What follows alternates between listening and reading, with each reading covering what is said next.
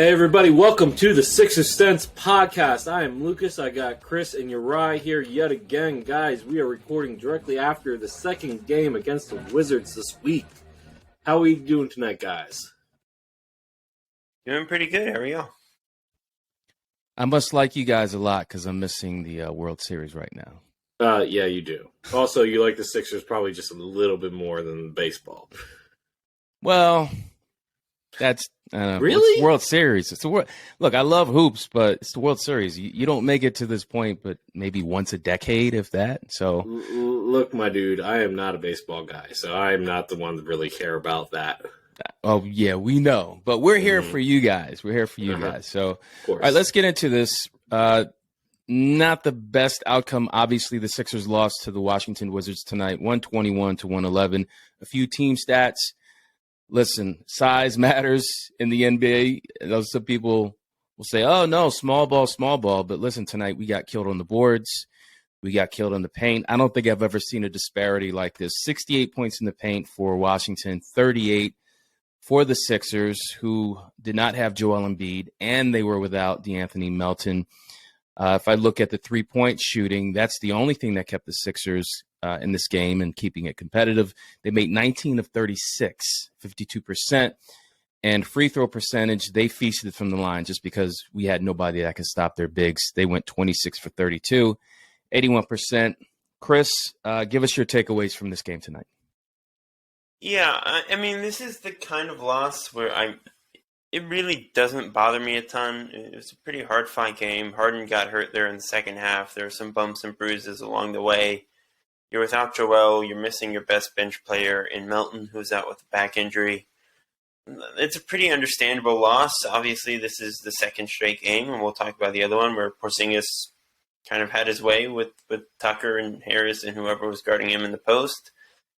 He's 7'3". Tucker is 6'5", 6'6", if that. So that's the kind of size advantage you're giving up when you go small, and you're going to have issues against certain teams. So it's really not that embarrassing a loss or anything. Maxey had a great game, 32 points on very efficient shooting. Pretty good Harden game when he was out there. I think we might be getting to the point where Harden's due for an off night. Embiid's had a couple here now for one reason or the other. Probably time to give James a night off at this point. Maybe Tyrese too, because he's racking up a lot of minutes. He's obviously much younger than those two. But overall, reasonably solid performance all around. One of the better games we've seen out of Daniel House, George Niang. Like, the bench showed up. They got performances from their stars, and they just didn't quite get over the hump at the end. Mainly because Washington has two pretty good stars of their own. Porzingis playing really well this year. And Bradley Beal is obviously a threat any night he's out there. So, not a loss I'm super mad at. It happens. You're down to your best players. You move on. Look, I could take your approach, but I'm not gonna do that, Chris. I am mad about it, and the reason is, and it goes back to Doc Rivers. Doc, you waited until the fourth quarter to play B-ball Paul? When the game was kind of already the game wasn't over, but the momentum was not looking good. Look, I get that you have a relationship with Montrezl Harrell. I get that the quote unquote offensive fit with Harrell and Harden is better. But Harrell's not that offensive player. He had one shot attempt, no points, and one rebound in 12 minutes and 2 fouls. B-ball Paul, 6 minutes, 3 shot attempts, only 1 foul, an assist, and 2 rebounds. So, B-ball Paul was a +4. Trez was a -9. Doc Rivers, get your head out of your butt and start actually playing B-ball Paul. Seriously. No. And I'm not saying this because I care about our bet. Screw that bet right now. Because I'm you saying care this about for me. the betterment of the Sixers. They need to be playing B-ball Paul. For the betterment of me. Look, you're already small when you play Tucker at the 5 as the starter. I get that. That's fine. That's good for spacing. That's good. Okay. Tucker can hold his own. Tucker also had 5 fouls in 28 minutes. Against guys like Porzingis? Nah, that's not going to work. Daniel Gafford's a physical backup center too. He would be starting on a handful of teams. So let's make something clear. The Sixers need size. And if you're not going to go out and sign a free agent like Whiteside, who I think might not be a better player than Harrell, but at least fits the needs that the Sixers have much better than Harrell does right now. Like 100% a better player. Okay, yeah, no, okay.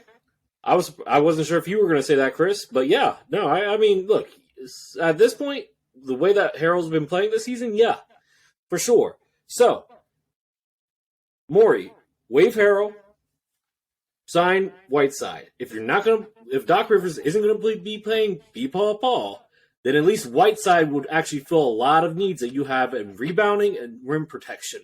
Granted, he gets to take advantage on the perimeter, but you already play drop defense with Joel, so it's not a big stretch to switch that over to the backup center either. So, yeah, that's the way I see it. Outside of that, Maxey's been fantastic. Like you say, Chris, 32 points this game. He had 28 points the last game, so he's in the 2 games without Joel in this short little stint, 30-plus points per game on, I think, 7 of 15 shooting combined from downtown. So, Maxey's fantastic. We know that he can be a star. But we need to get the backup center position squared away immediately. So the irony I want to share with you guys, I had an article come out today for Philly Sports Network, and it was titled, "No Embiid, No Problem." That did not age very well. No, it did not. And, the whole idea of small ball and the consistent play of Maxey and Harden. Harden did get a little knee bruise, and that I'm sure that made a lot of people nervous. But let's go to the small ball question I have for you guys. And I don't remember what you guys feel about this particular approach in the NBA or for the Sixers in general. Do you still like the small ball lineups after seeing what happened tonight? Do you still think it can be effective? Like in certain situations, or do you think it could be something that they can implement more often? Yeah, I mean, small ball has, for the most part, always been semi-situational. I mean, obviously, you look at Golden State and Houston. Those were pretty rare examples of teams that could do it sustainably for long stretches. And Golden State has never once really committed to, small ball full-time until the playoffs. They normally start a regular center. So even Golden State only breaks it out in into game situations and stuff. But yeah, I mean, I like it situationally. We can sit here and talk about the loss tonight and the issues it posed with Porzingis, but they won the last 2 games without Joel using the same method. So it has worked in other games. It worked against Washington a couple nights ago, which we'll talk about. So it's not like there isn't some record of success as well. And obviously when Joel's healthy, you're playing him 35 minutes a night. So you're only looking to fill 10, 13 minutes with other lineups. And depending on the matchup, there are going to be a lot of nights where PJ's your best bet at center behind Joel. So it does depend on matchups. Certain matchups, if you're playing Denver, if you're playing Washington, other teams like that, maybe you need B-ball Paul out there. But it's just a very lineup dependent thing, I think. But yeah, I still think it works in certain settings. I think offensively there are no real issues. The Sixers missed a lot of bunnies tonight, especially in the first half, that are just going to fall in most other games. So they got a little bit unlucky in that sense. And there are trade-offs offensively and defensively, but I think it does work in certain situations. I mean, absolutely. I remember the first time we went small ball this season with Tucker, and it looked great. And yeah, you can definitely run it in stretches. It just depends matchup. Like you said, Porzingis wasn't aggressive in the paint in the last game. This game he was. There are certain players that you can't go small against. I would say Giannis is certainly one of them in the East, the Bucks in general. But the other thing, going back to Tucker's not the young. I mean, he wasn't even young when he was in Houston, but he was still in his prime. He's 38, 37 years old now, so I don't think we can really rely on that on a semi-consistent basis either. That's a lot to ask a guy that age. So I think it's situational, but I prefer to see B-ball Paul out there the majority of the time. And of course, I'm going to keep on beating that Whiteside drum. All right, let's go ahead and switch over. So we're going to go back to Halloween night where the Sixers played who else but the Wizards. But the outcome was very different. The Sixers won that game 118 to 111. This game was, I guess, more evenly matched than tonight. 3-point shooting was pretty much neck and neck. Matter of fact, the percentage was identical, 40%. If I look at the assists, the Sixers had more. I think James Harden had 17 of them, dishing out dimes like confetti at a Phillies World Series parade. Fingers crossed. As far as blocks, there were a lot of actually not a lot of blocks, a lot of turnovers this game compared to tonight. And the largest lead for the Sixers was 18 points in this game. Wizards had a 5-point lead at one point. Let's just go ahead and focus on the starters for this game. Lucas, what do you think of the starters in that victory? Look, this was a great showing for Tyrese Maxey and James Harden. We know the Wizards are known for their defense. Monte Morris is an average defender at best, probably below average. Bradley Beal's never been a defender. I think this was the game, if I remember correctly. Let me check the box score here. But I think, this was the game that Aviad went to the bench. He was their best perimeter defender, and they decided to start Anthony Gill in their place. Gill's a good player. He's a good defender, but more of an interior guy. He's not really a switchable guy as far as I can tell. So I think this was a really good game for those guys. Tobias had a good game, and Tucker at the center really worked. 13 points. I think this was probably his best offensive game for the Sixers. And Melton looked great too, so yeah. Yeah, and when it comes to lineups working and not working, like a big factor is Melton wasn't playing either tonight. So go back to that game, Melton had 16 points, 7 of 10 shooting, 2 of 4 from 3. He's a really good defender. Like, he changes the calculus for those small ball groups. They're a lot better with him out there than Thibault, House, Niang, whoever. So that's part of the equation too, is they were just missing not just Joel, but also Melton, who helps a lot in a lot of ways. So, yeah, I mean, it was a good win. Any win without Joel is a good win. They've done it 2 out of 3 times now this season here in the early going. Maxey continues to look really good. 28 points, 12 of 22 from the field, 17 dimes for James. Just a phenomenal offensive player. Not a lot to complain about with these starters. Pretty much all 5 of them put together a good night. All were very efficient. Not much to complain about. So, Lucas, what do you think of the bench, how they do in that win? I mean, Niang had another solid night, 4-7 from downtown. Harrell probably had one of his better offensive showings, 3 of 6 from the field, 7 points. But outside of that, nobody else scored on the bench, so that wasn't great. No, I take that back. Daniel House had 2 free throws, but the bench needed to give a little bit more here. Oh, Thibault had a point. My bad, Uriah. Thibault had a point. But, yeah, the bench outside of Niang and a little bit of Harrell, did not look great in this game. But they played good defense, obviously, so that was nice. Yeah. Niang has been on quite the hot streak these past few games. He's really coming into his own this season. Obviously, as long as he's hitting shots, he's going to be a very important part of the Sixers bench. House had a pretty solid game on the defensive end.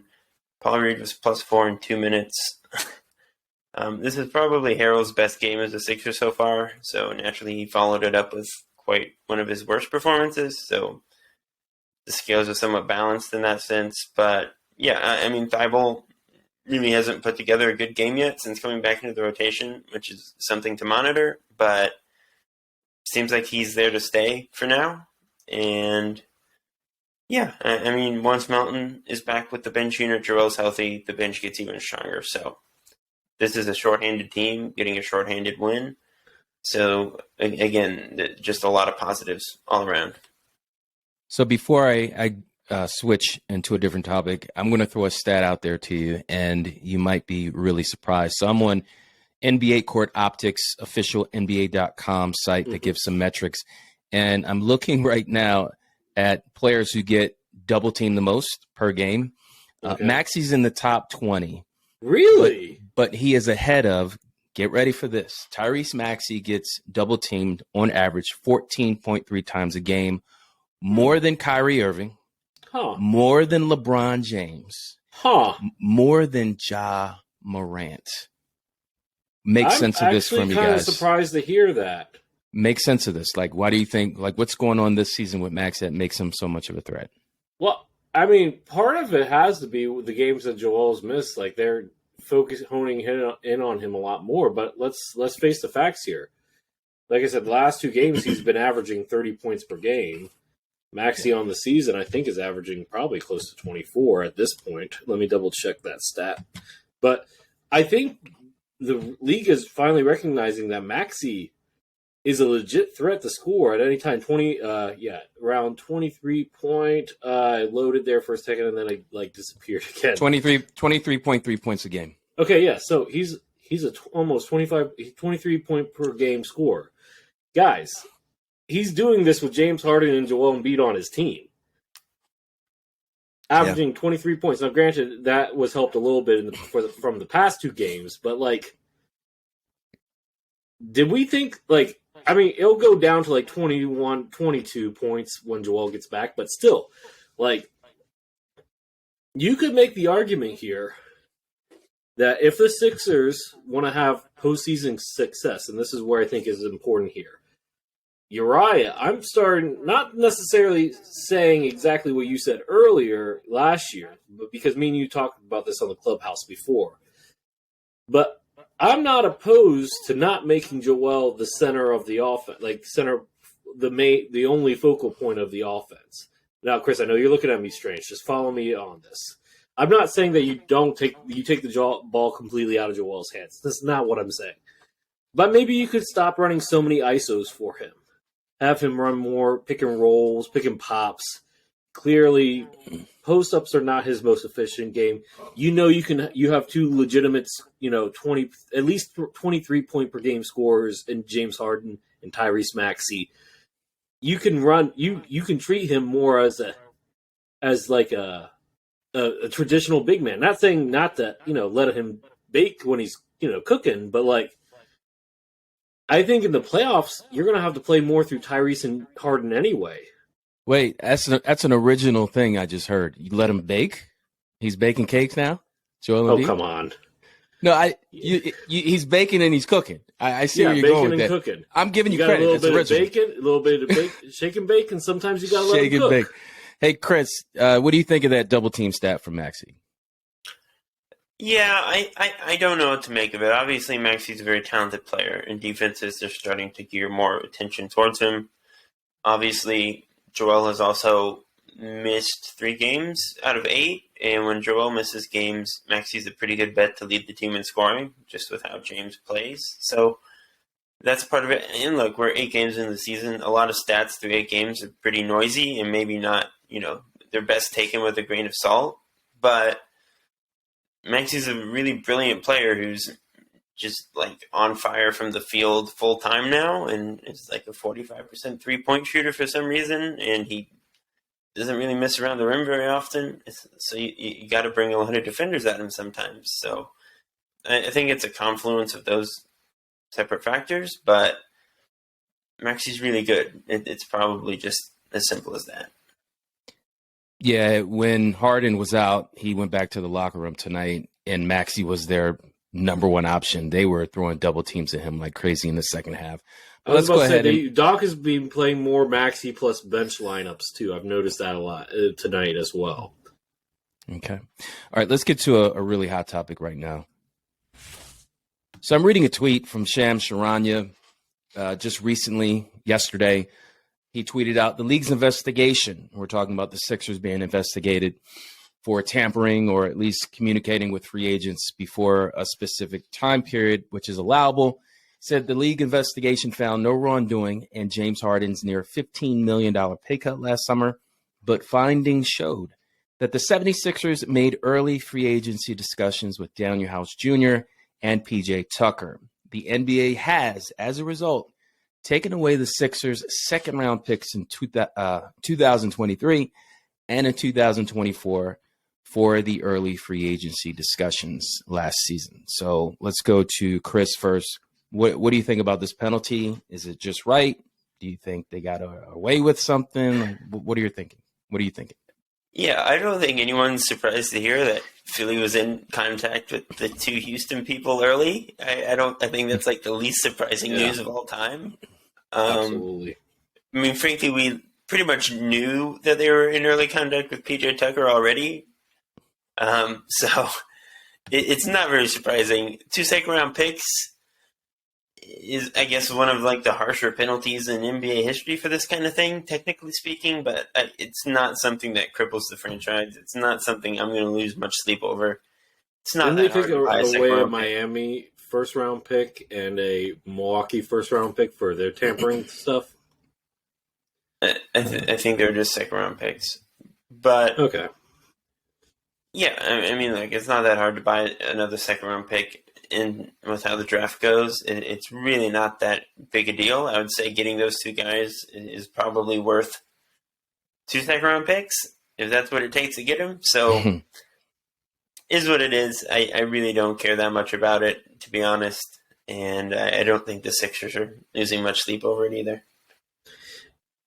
Yeah, I don't have much to offer on that. Chris pretty much hit on all of it. I don't think it was surprising. I am glad to hear that nothing came about with James Harden. That could have been very bad if there was. That could have resulted in multiple first-round picks being taken away, even though we don't have that many.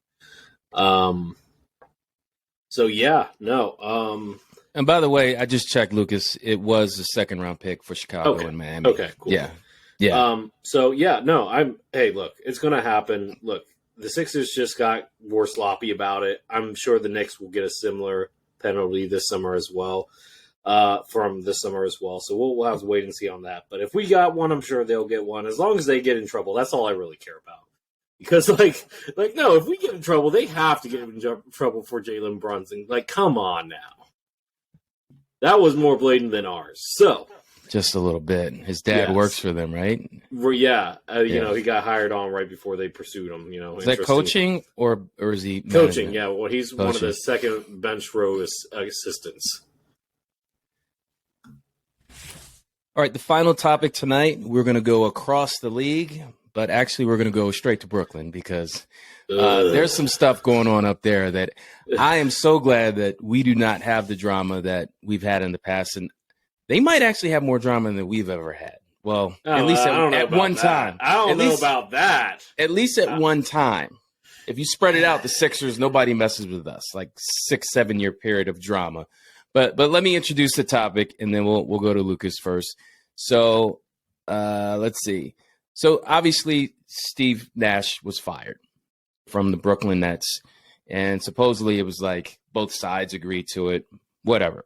So my question to you, Lucas, with the head coach being fired, Kyrie Irving's controversial antics, Ben Simmons' injury issues, now he has a knee injury, Kevin Durant's unpredictable behavior, how bad are things about to get in Brooklyn? Look, the Steve Nash firing, first off, was a long time coming because as soon as Kyrie said that we don't need a coach, Steve Nash had no leg to stand on in that organization. So that's been a long time coming. I'm glad Steve got out of there. That's not a good situation for any first-time head coach. You know, once he has time to mentally, recover from the trauma of, coaching Kyrie, I hope that he goes out and gets another chance. That being said, this is only the first move, Uriah. This has to be. Look, Kyrie had the whole entire anti-Semitism retweet and stuff. It looks terrible. Like, him and the team are donating some money now to, the anti-defamation organizations, but, that's not enough. Like, Kyrie didn't even apologize for it. He doubled down when Nick Friedel was talking to him about it in an interview. Like, it was bad. So Kyrie is toxic. The only team that will take him is a desperate team like the Lakers at this point. Yeah. But that's not going to happen until they trade KD. And look, here's the craziest part. The head coach that's most likely to take over for Steve Nash in the long run just got out of his own controversy in Boston with Ime Udoka. We still don't know the details of that. It's on the surface with the reporting, it sounds, well, that doesn't seem like a big deal. But obviously there was more to it that we don't know about that made it such a big deal that they're not even asking for compensation for him to leave. That's the crazy part here, guys. So look, first off, if Ime can resurrect his career in Brooklyn, he might be the best head coach of all time because that's the dumpster fire in Brooklyn right now. So if he can right the ship there, kudos. Because I know I couldn't do it. I know a lot of head coaches in the NBA, great head coaches in the NBA that couldn't fix that without getting rid of like all those players and starting over from scratch. And that's exactly what they might have to do. Look, Ben Simmons, he doesn't look like himself. He has no confidence. He needs to go to a small market like OKC where he can be in the shadows and nobody pays attention to what he's doing. Chris would love him down there. I'm sure he would. But no, and like KD, I fully suspect that he might get traded to a team like New Orleans or like one of those young up and coming, like Dallas might take a shot at him. Like, look, he's going to go to a young team that needs that veteran superstar to get them over the top. That's what I see happening there. And then of course, after KD gets traded, you got to go Westbrook for Kyrie, and then they can do whatever they want with Westbrook afterwards. But like. My point being here is that this is a dumpster fire. This is only the first move. I feel bad for Steve Nash and like Kyrie Irving. He might not be out of his prime before he's out of the NBA. All right.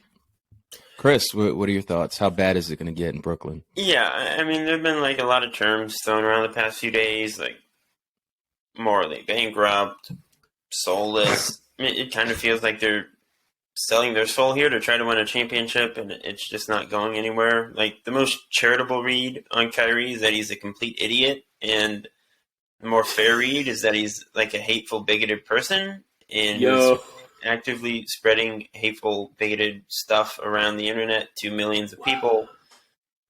The most charitable read on Ime is that he sent crude remarks to a female staffer in Boston. With, like you said, Lucas, there's a lot that we still don't know about that situation. Does not seem like he was good for the work environment there. The Celtics are letting a guy who just led them to the NBA Finals go for no compensation, like you said. Doesn't seem like the guy who you should be hiring as a head coach right now. And, there were tweets from Shams and everyone about Brooklyn doing their due diligence. They basically announced that they were hiring Ime like 5 minutes after Nash was fired. So I pretty much question the idea of that being due diligence. So yeah, it's pretty crappy stuff. Brooklyn really, that's just not a team I would want to be rooting for right now. They have plenty of talent, and it's 8 games into the year, and maybe they turn it around. And maybe Udoka is a really talented and capable head coach, but remains to be seen if he's like a decent human being. And the Kyrie stuff is bad, and Durant didn't want to be there a month ago, and Ben, like you said, is going through his own troubles right now. Like, it's just a pretty bad situation, and they are not handling it the way I would want my team to handle the situation. So it sucks. I do want to. You're right. Before you chime in, I do want to add one more thing. The only positive for Brooklyn Nets fans is this.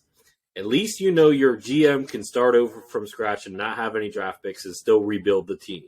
Because they did it in 2016 after the whole entire KG and Paul Pierce fiasco. They missed out on Jason Tatum and Jaylen Brown, but they still were able to get back to a 500 team. So at least your GM is competent enough to be able to start over from scratch if they need to. Because all their picks are in Houston now. Good points, both of you. The one thing I just want to say about the Brooklyn situation, as far as who they would replace Nash with, and I feel bad for Nash just like you do, Chris, or Lucas. No, I feel I'm happy. Nash is still getting paid. Good for him. Getting out of there. Yeah, he's still, just because he got fired, he's still going to get paid, yeah. I have no doubt that it was mutual. I have no doubt that Steve wanted I'm sure Nash wanted to get out of there with all the disrespect that Kyrie's given him, having practices after he ran practice. And then, telling Nash at his own home to give back Kobe one of those MVPs. Yeah. Well, he has plenty of time to do his TikTok videos now. I love Nash as a player. Coach, not sure so much. But Ime Udoka, remember, he was on the bench as an assistant in Brooklyn. Yes. And from what I understand, the players really liked him.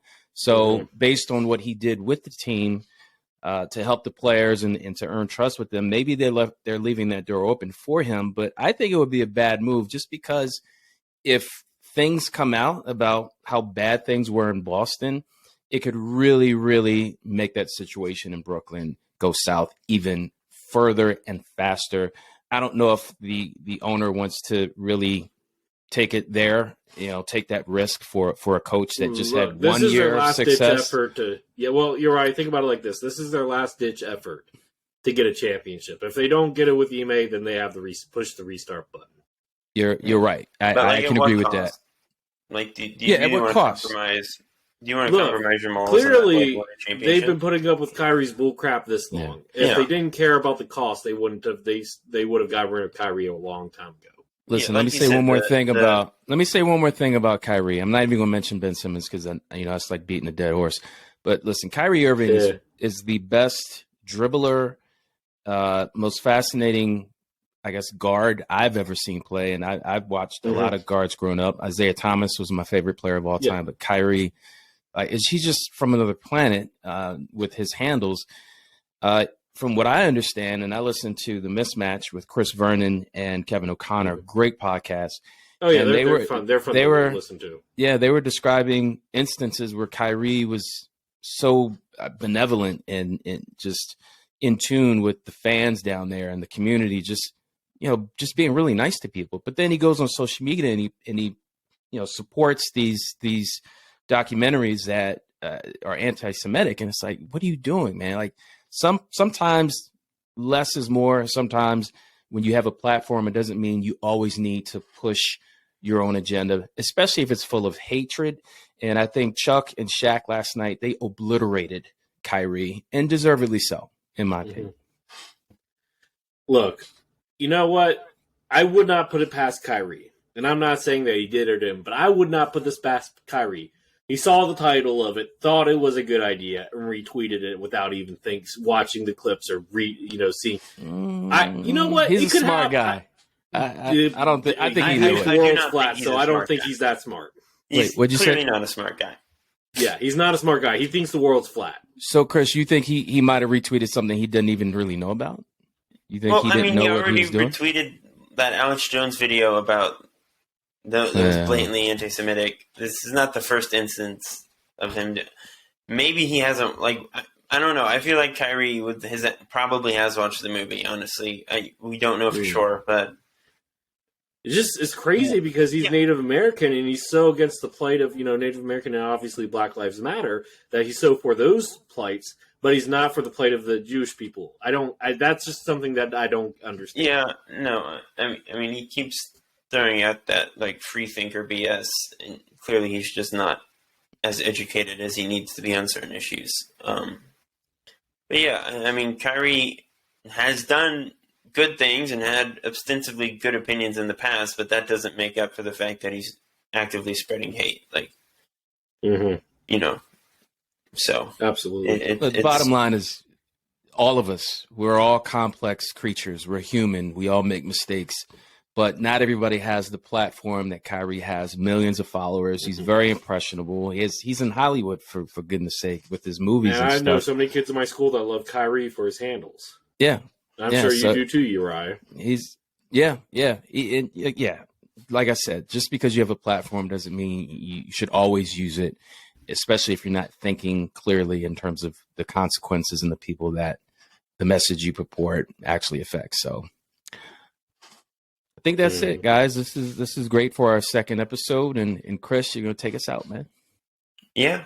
As always, thank you to our listeners for tuning in to yet another episode of the Sixer Sense podcast. Please like, subscribe, and follow along. We are on YouTube, Google Play, Audible, Apple Podcasts, Spotify, all that good stuff. You can also listen at our website, thesixersense.com. Give us 5 stars if you can on Apple and Spotify. Leave us a review. Let us know what you want us to talk about, what you think of the pod, etc. It would really help us out. You can find us on Twitter and Facebook at Sixer Sense. And until next week, everyone, peace out. Go Sixers, go Phillies, and we will be back soon to talk more Philly basketball.